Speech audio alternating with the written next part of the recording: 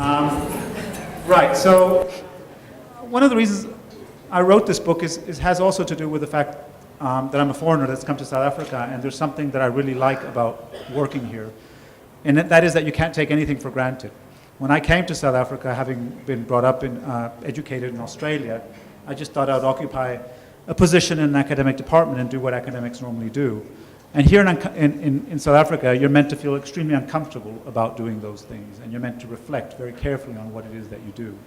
And so, in my contribution to this collection, and the contribution reflects why my motivation for organizing this collection in the first place with my wife Sally Matthews is a reflection of that.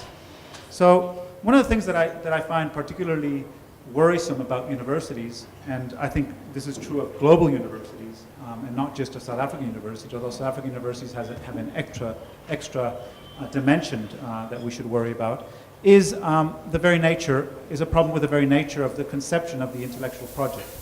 So the way I see it is the intellectual project in universities globally, by and large, is basically what I would call an intellectualist project.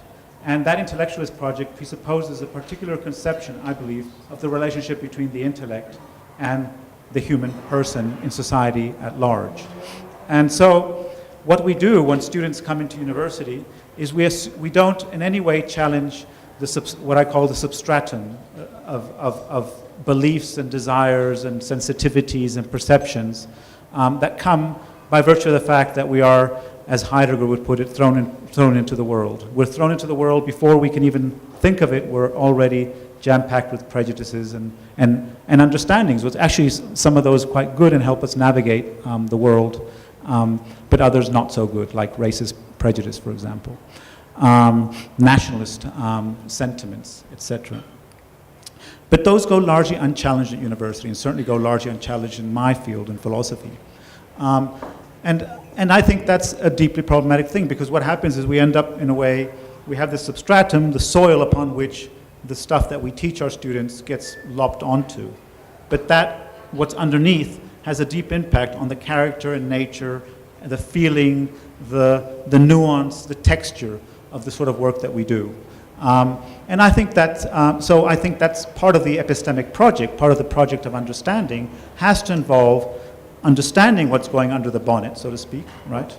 And also what's going on. What are the prejudices? What are those things that we bring to university and are not challenged? Like one of the things that I find pretty pervasive, not just in South Africa but certainly here, is consumerism, right? So it's not just racism; it's consumerism. So students come to university, and universities offer them degrees that they can use to make a killing in the marketplace and live a kind of affluent lifestyle. We don't generally challenge that. We just leave it as is, and that has an impact on the very nature of the content on the content itself of the disciplinary individual disciplinary contents that we try to teach our students.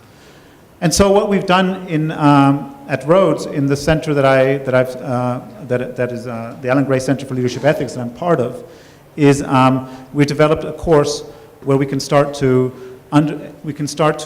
engage with that substratum of being, as we can call it, with the total, which gives us a total picture of reality and allows us to navigate through the world. And we give students resources to be able to understand and navigate the world with more clarity, and also understand, and most importantly, understand their fields, the content of what they're learning, in a richer and deeper way.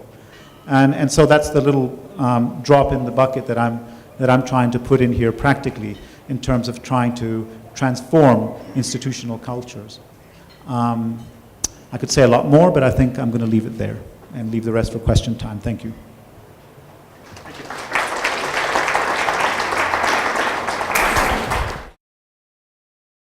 The University of Johannesburg.